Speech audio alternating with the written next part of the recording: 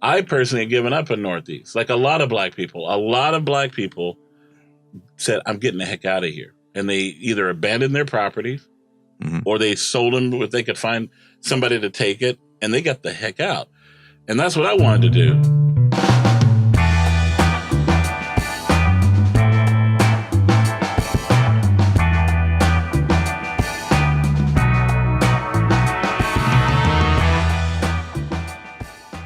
And welcome into Priced Out, the podcast. I'm your host, Andrew Morgan, alongside Cornelius Stewart. How you doing today, man? Good, sir. How are you? Pretty good. I'm excited about today's show. We got an in-studio guest. Yeah, today in studio, so to speak, is Fred Stewart, who's perhaps the most controversial Portlander I know. He was one of the voices in Priced Out.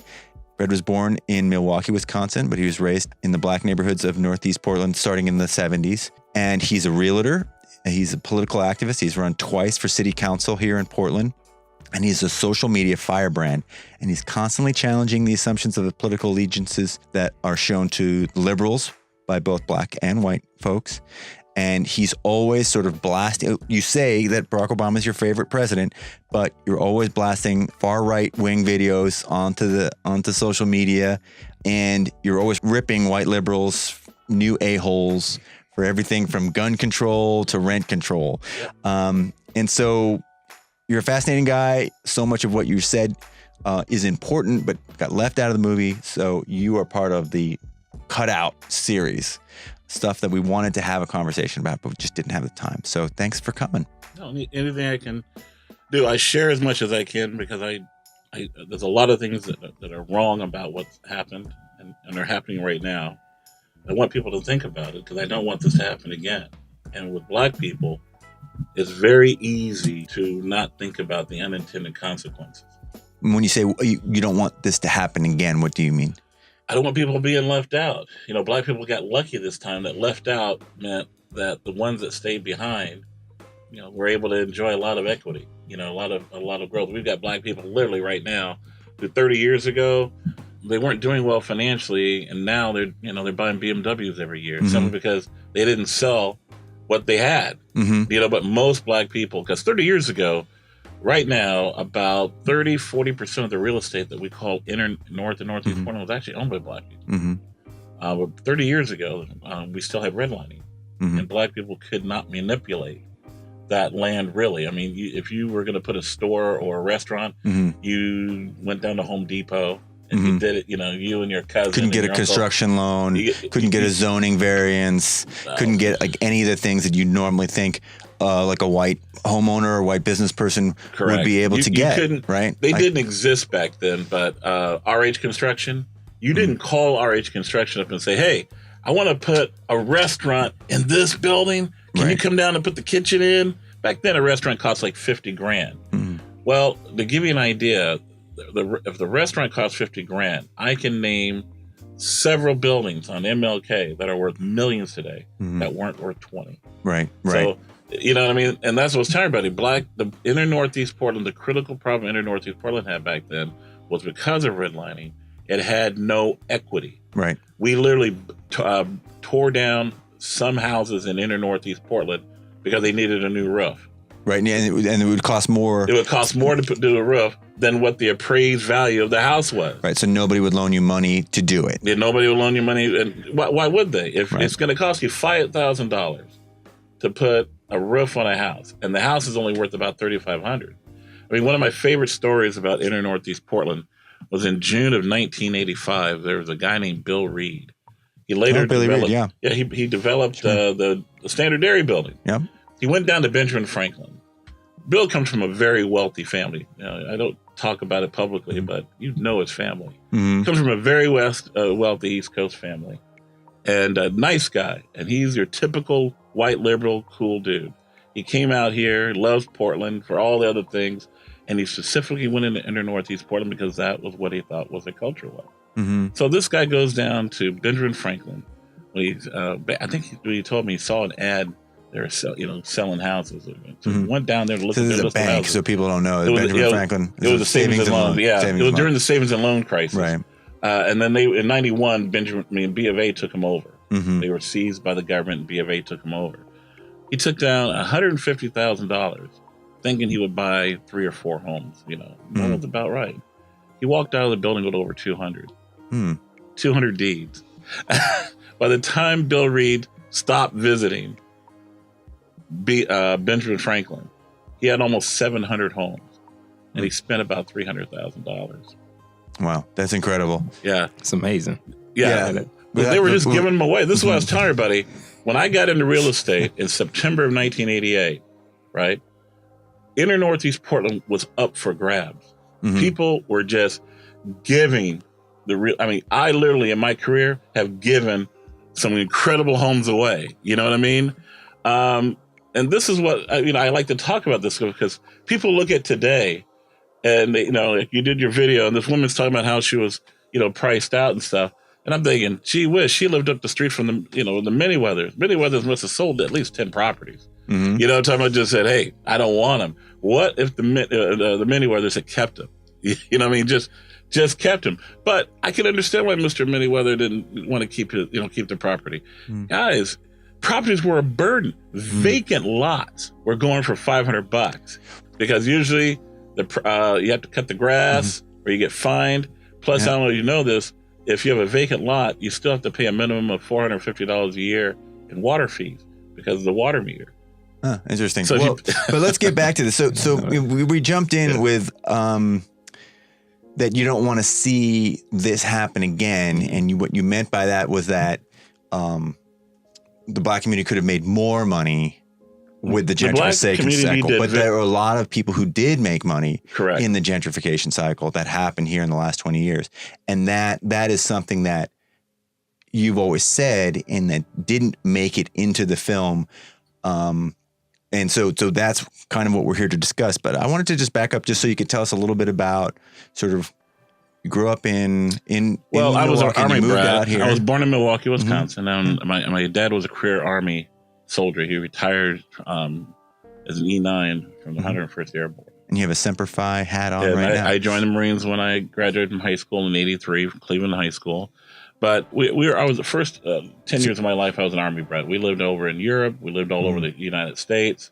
So I lived in the South. I lived in the North. Of course, now I lived in the West. And came here in '76 because my grandfather was here. My grandfather moved here from New Albany, Mississippi in 1935 and stayed here until he passed away.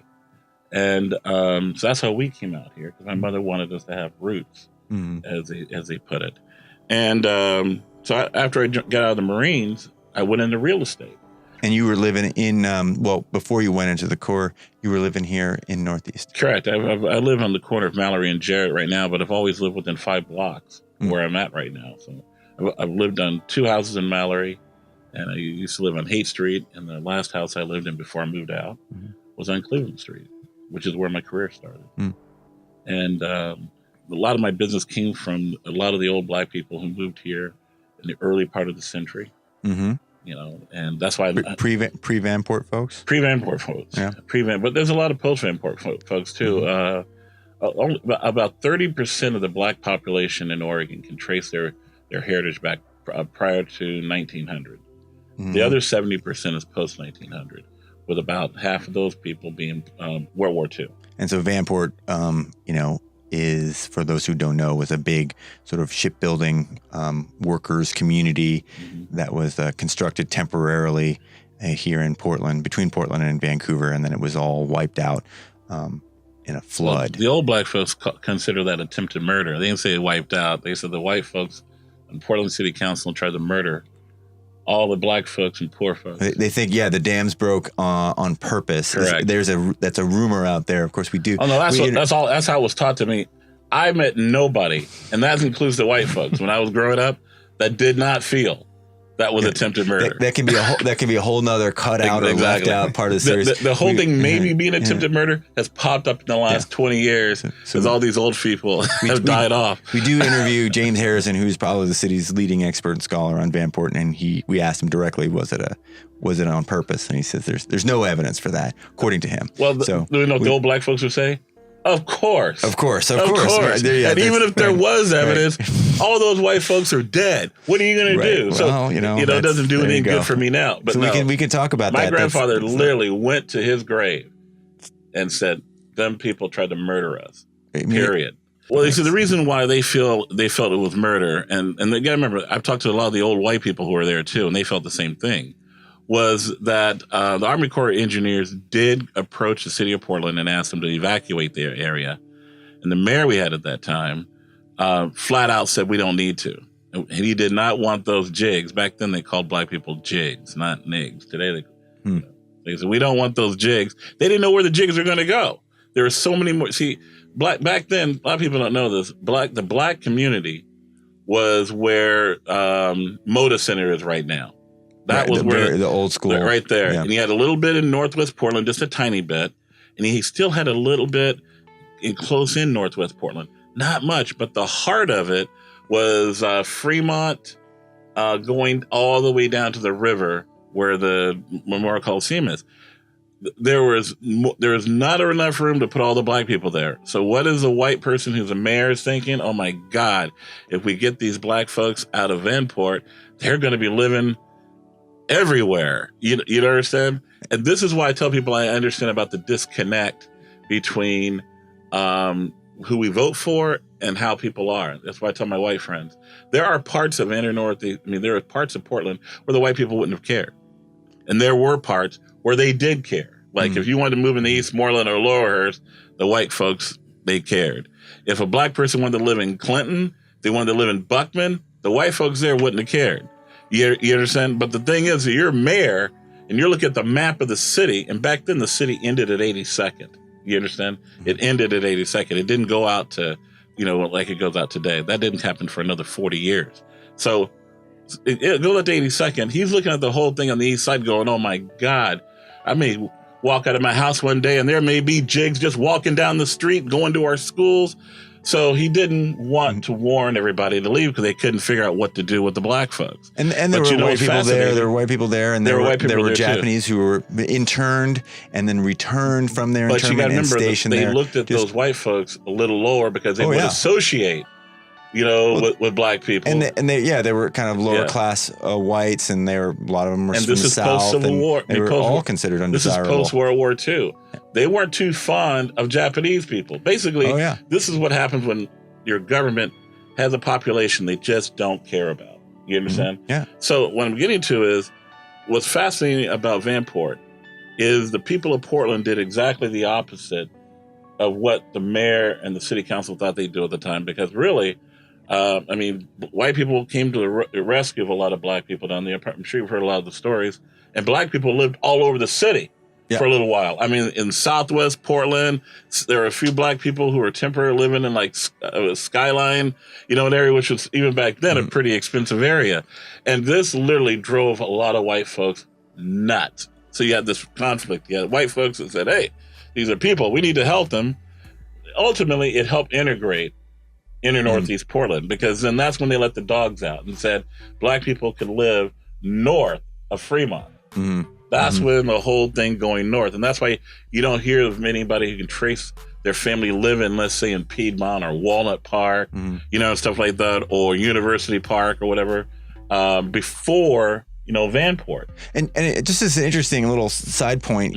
What I was told when we were doing these interviews from the historians and reading stuff, you see that the black folks from Vanport were from the South. Correct. And had a kind of a different culture compared to those maybe more conservative black folks. I mean, what I've been read described as like they were kind of like more northern sort of Yankee black folks. They like to call it Yankee black, but it's called Portland black. Okay. Portland does its own racism. Its way. Thing, and Portland had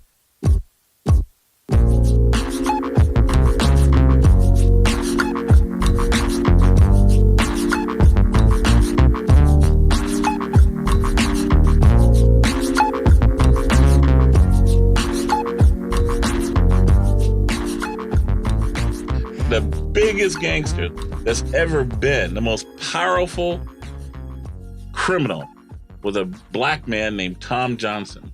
And he came here in the early 1920s. And pretty much if it was on the east side and it was criminal related, we're talking about anything. And Tom had the power to make you disappear. You understand what I'm talking about? In other words, if Tom didn't like what you were doing or whatever, you just didn't feel you need to be here, you just weren't here. That's why you don't hear about a lot of stories in the black community of, a lot of murders and stuff. Please, trust me, there were murders, but they were different than what people do today. Gangsters today, they do drive-by shootings. Tom Johnson had a guy basically killed and cremated because he robbed a pastor here in Portland. They cremated him and just put his ashes in the Willamette River. They didn't believe in the spectacle. They didn't believe in the spectacle of what what gangsters do today. Matter of fact, when I grew up listening to my grandfather and his friends, they'd see pimps and other guys thugging around, and they would just say, these guys are crazy. They're letting the cops know who they are, and then when they go do stuff, they're letting the whole world know they do stuff. I grew up with the whole thing about these guys talking about... Everyone did it underground. Everybody did it underground. Yeah. They didn't like the flash. Yeah, you understand? Yeah. The whole thing about was that you get your own and you keep it. You don't let people know that you got it. Right. Conservative. Well, the new people that came in, think about it. You're coming from Arkansas or Mississippi in the 1930s, and you come out to a place like Portland, Oregon. I mean, Portland's racist. Portland has this racism. It does. But you cannot put Portland racism in the 1930s, 40s, and 50s anywhere near what they saw in the South. It wasn't even close. You had businesses that did business with black people. We had restaurants that said no colored, but we also had restaurants that said no Mongoloid. We also had restaurants that said no Hebrews. And no Catholics. And no Irish. Catholics. Yeah. So in other words, what my grandfather and his friends always liked about Portland was that there was a space for black people. They used to say, at least they let black people eat here. You know what I mean? Back where they were from, you couldn't eat. We had clubs we could go to. We had restaurants we could go to. We could get on public transportation, which freaked a lot of black people out. My grandfather used to talk about getting on the trolleys here in Portland because he was way into trains when he was a kid. And he said, I didn't mind sitting in the back, but nobody ever asked me to give up my seat. You know what I mean? He goes, I could sit on the trolley, but I had to sit in the back. He did say that. But the thing is, they were just fascinated that they could even do it, because a lot of these people, where they came from, it was like, you see it, it was nice, you can't do that.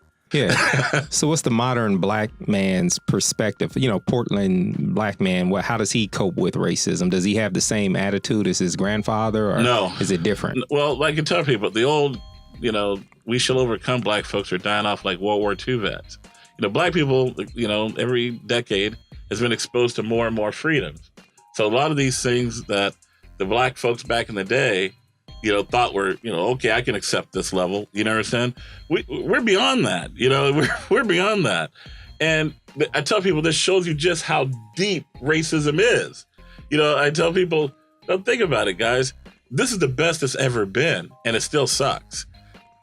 You know what I mean? We're not as free as our white friends are. We got to be more cautious. We got to put more thought.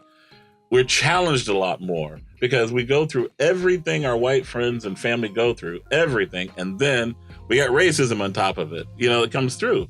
So yeah, we still got racism, but in Portland, we still got that racism of, it's not like it is in the South. We don't have that. Let's just say there's always a workaround. A white person always knows, I don't have to give him what he wants. I'll give him something, but I'm not going to give him what he wants. You mean just like political promises? Political promises. Mm-hmm. Well, I tell everybody, the gang problem started 30 years ago next month in Portland, as far as officially. But it actually started being talked about by the Portland police in 1984, when the LA gangs came up here. And in 1988, they estimated there were no more than about 100, maybe 150 black gang members. Mm-hmm. You understand what I'm talking about? And they're not really like hardcore. They're Portland boys. Mm-hmm. I went to high school with some of these guys. You know what I'm talking about? So our gang members aren't like the gang members in LA. But the LA guys who came up here, they're like the gang members in LA. And they're the ones who were, pushing. What I'm getting to is, had the city of Portland cared about black people, we did not need to have a black gang problem in Portland. We didn't need to have it. It was very small up until about 1990. I think in 1990 they were estimating it at 600 or 700 or something like that. But they knew who everybody was who was like going that direction, and they knew who the LA gang members were.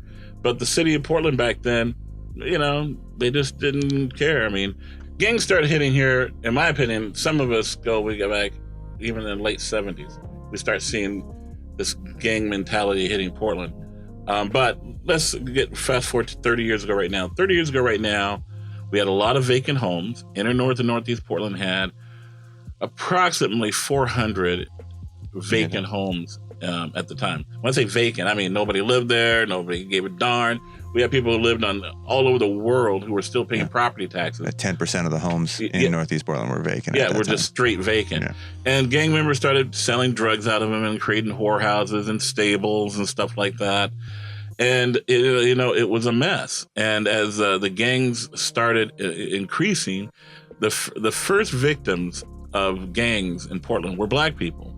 Black people were basically victimizing other black people over here in Northeast Portland. You know, at that time I was trying to get my family out of Portland. We had so many shootings on Northeast Cleveland Street. My mother lives just off of Alberta and Cleveland.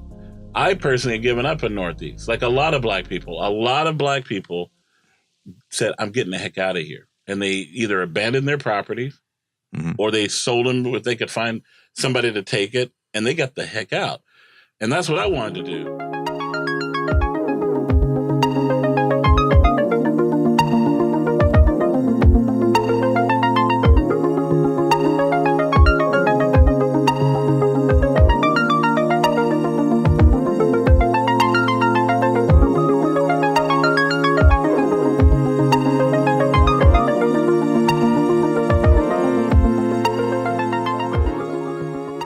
30 years ago, I carried a gun most places I went. That's what I'm trying to say. It was absolutely wild in Northeast Portland, and I'm surprised. People were surprised that black people wanted to get the heck out. Where were they going 30 years ago? A lot of them left Oregon. But also, too, they went to places like Vancouver. They went to places like Milwaukee. They went to the Four Winds, but a lot left Portland. I tell people, grab a yearbook from the 1970s and then early to mid 1980s. Just go down to the school district and just say, from the high schools that existed back then, let me have your yearbooks. And this would be a fascinating study for you. Go find all those black people, especially the ones who were winning awards to the Honor Society and, were getting into college. We had black guys I grew up with that when they got into college, that was the last time I ever saw them. They would go to their colleges and build a life anywhere but Portland. You understand? And they wouldn't come back.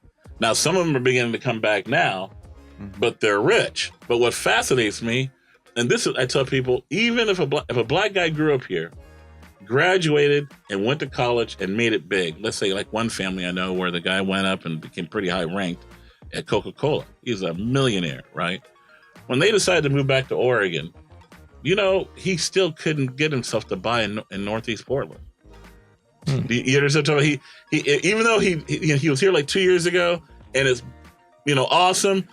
When I'm driving down the street saying, man, check this out. Look at this. And he goes, yeah, I remember that looks nice. Yeah, he can't shake the memory. But he can't shake the memory. Yeah. You know what I mean? Of what he went through growing up, in the hood. So where he bought 2 houses, one on the coast, and he bought one in Lake Oswego, and he feels good. He's fine. So is that a typical kind of mindset of the average African American that left here during those, during the 80s and the 90s, that they don't want to return? I'd say right now, most never return. Once they leave and they establish their lives someplace else, but the ones that do return, they don't necessarily feel an affinity to inner Northeast. They've made it. You understand? And when they were growing up here, that's what their dreams was, to go out and make something of themselves and not be subject to what they experienced over here in Northeast Portland. I equate it to, like I was explaining to matter of fact, to this woman one day, I go, pardon me, man, but this is how a lot of black people look at inner Northeast Portland. Not the people who are still here today mostly, but a lot of the successful ones that have left. I know a lot of people that love sex, love it. I don't know anybody. Where are we going with this, Brent? I don't know anybody who likes to be raped. Nobody. Right. And I said, and that is kind of what happened when you've got a population of people who are like 50 and older, who are forced to live in an area, who are subject to all the racism and all the, the underserved and all the stigma, just seeing an address 30 years ago. Hey, I lived at 5802 Northeast Mallory. Ooh, you live in the hood. You live in the, I mean, that changed relationships immediately. They didn't want any of that. That's why when even the ones that stayed, a lot of the black people, when they were, made it or became successful, they would go to addresses that people respected. Lake Oswego, West Lynn. You understand? I mean, look at where the Blazers. We have never had a Blazer live in inner Northeast Portland, ever. And you know who tells them not to live there? It ain't the white folks. You ever see what I'm talking about? Well, I've talked to a lot of the old ones, and they know what they said? The black folks will say, you got money, boy. You don't need to be buying anything over here. So what's happening to prevent this? Because I mean, you're saying it, but it's easy to identify that it's negative. That's wrong. Like that's draining the community of its most precious commodity. Correct. And so what can we do to go another direction here? It's too late for us as it is right now. I don't think you can change it. The only thing you can do is hopefully here and other places prevent it from happening in other places. We're such a small community. We're 30,000 black people.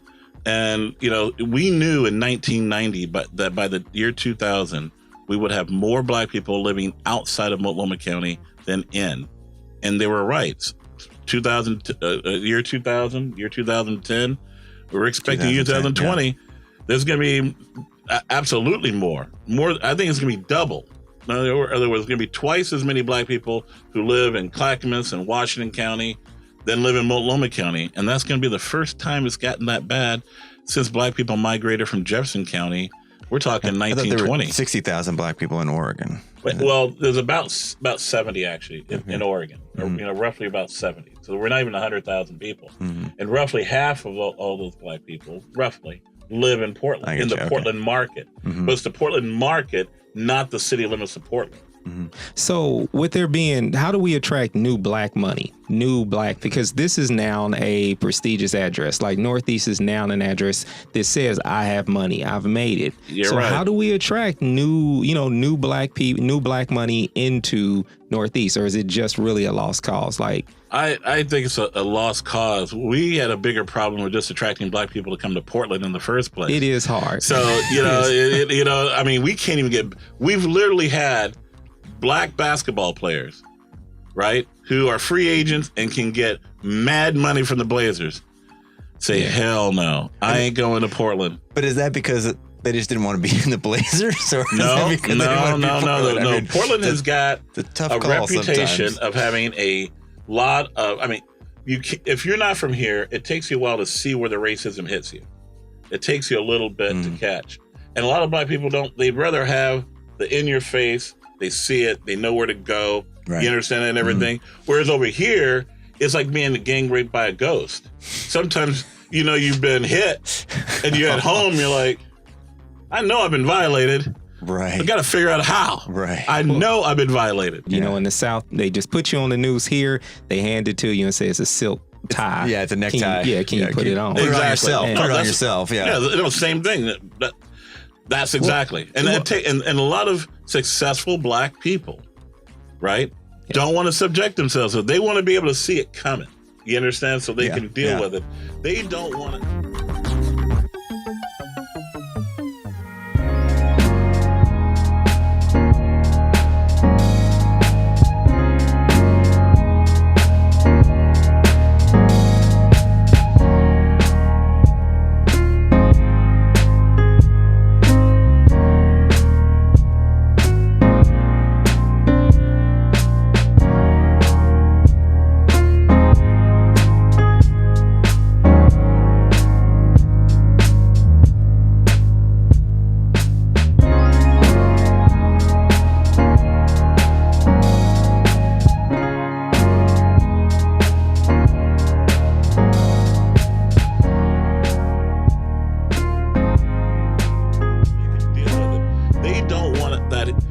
Like I said in my video last night, people forget that there is a humiliation factor to racism. Nobody likes, we don't talk about it. I mean, that much to white people. Nobody wants to tell your oppressor, you just humiliated me. You know what I'm talking about? Nobody wants to talk about that. But there's a part of that. And nobody wants to go through that, over and over again, where they don't see it coming. And so, like I said, right now, friends, in Portland, Oregon, our basketball manager, O'Shea, I guarantee you, is having a hard time convincing black basketball players, some of the top basketball players on planet Earth, right? Do not want to play in Portland because they don't want to live here. They don't want to party here. They don't trust the white folks of Portland, Oregon. And the white folks of Portland, Oregon, most of them are nice. But they look at the policies. They look at how the cops treat people. You know what I mean? And Portland people that are voters, the white people, most of my white friends, they don't understand that most of the people they vote for, not all, because we have great people like Vera Katz and Bud Clark and stuff, awesome people, did a lot to help black people in Portland.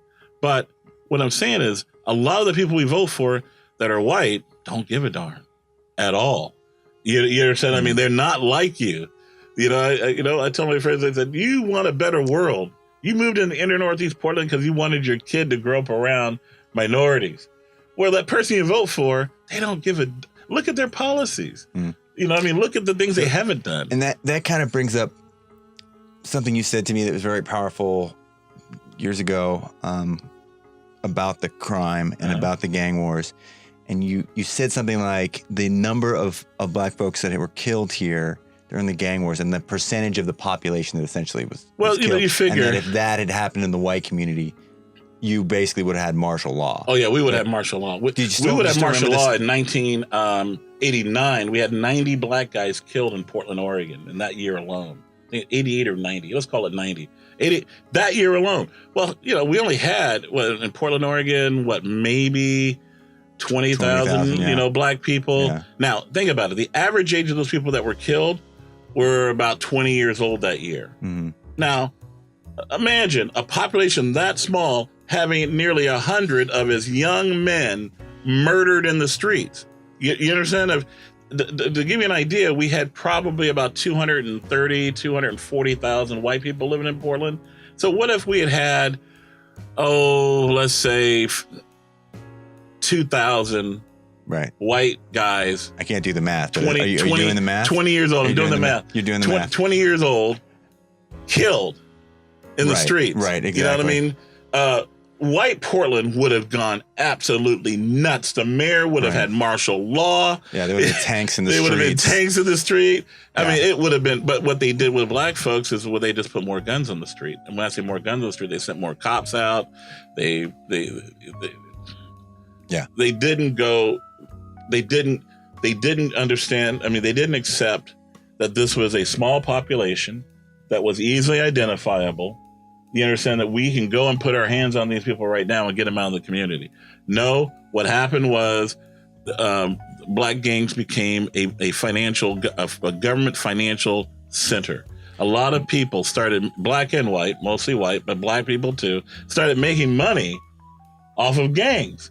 So they didn't want to go after and attack the gang problem at the level that we could have. They started treating Portland like it was Los Angeles. Right. You understand? And I'll tell you something that's going to crack you up. In 1990, when we were doing our urban renewal stuff, the mayor of Portland really had to work hard. We came in, when it comes to depressed areas of the United States, we came in at initially at 101. You had to be in the top 100 to be able to get urban renewal. So in other words, there were about 100 other communities around the country that were poorer than the black community in Portland. As poor as we were, and trust me, we were poor, right? Mm. And so it shows you that the city had an opportunity when the problem was really small, you understand, to nip in the bud, because the first black gang members were basically just were just bad boys. You know what I'm talking about? Misbehaving. And this is exactly what Rashawn Muhammad was talking about in a previous podcast. Yeah, they weren't hardcore like the movie Colors. They weren't like that. That's exactly what Rashawn said. Black guys from Portland would go to see that movie Colors to learn how to be gang members. That's exactly what Rashawn said. They go, oh man, I'm going to go see that movie Colors. And then next thing you know, everybody started dressing like the guys in the movie. You know how many guys look like those guys after that movie came out? Because everybody's hitting up the store. Now, what you said also was and I didn't ever consider this, is the impact that all of those homicides had on just relationships. Yeah. Just like because you have a very small community. Correct. Which then all of a sudden is ripped with all these homicides. And all those people were killed by somebody who had family, and the victims had family, and they had to You had first interact. cousins. You had first cousins. We've had first cousins kill first cousins. We've had black guys that had grown up together, lived next door, dads and moms went to school together. You understand? Yeah. If somebody killed somebody in your family, brother, father, uncle that you care about or whatever, how are you going to feel about that family? You know what I'm talking about? How are you going to feel about that guy? That gets in the way of a lot of community bonding. You understand what I'm talking about? That gets in the way.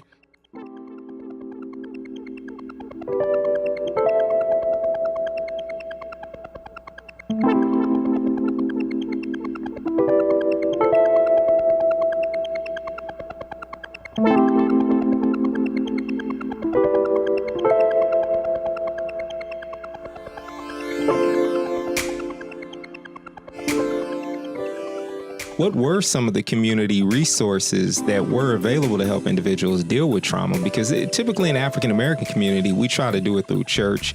And this is a community I've learned is somewhat not a very religious community in general. We used to like be. Other ones. We used to be. And these killings, the black church's influence in the black community. And I've argued about this with a lot of the black preachers because, of course, they don't want to admit it, though I think some understand it's true.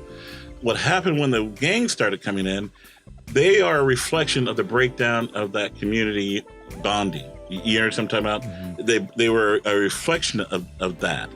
And, it happened at a perfect time.